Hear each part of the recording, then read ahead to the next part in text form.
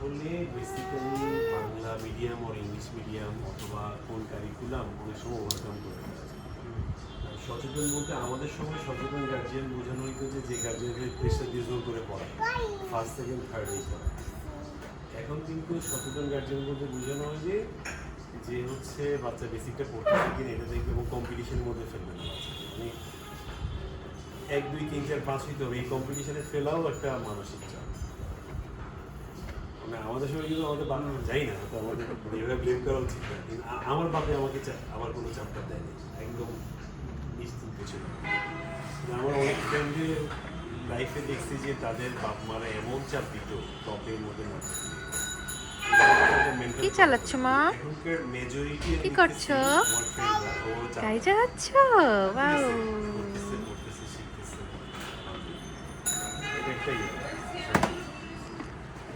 Wow.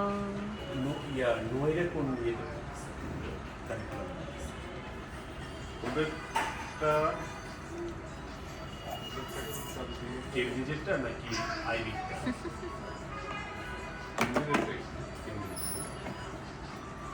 এটা কি?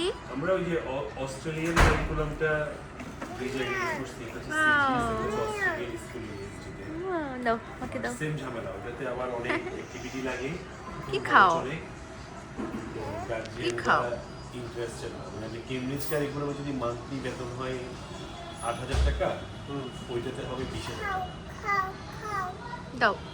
ব্লেন্ডিজ বলতেছে আমরা 25,000 নিচ্ছি, এখন কত জায়গা তখন খাও, দাও। 35,000 করলে তো গার্জিয়ানরা হ্যাপি।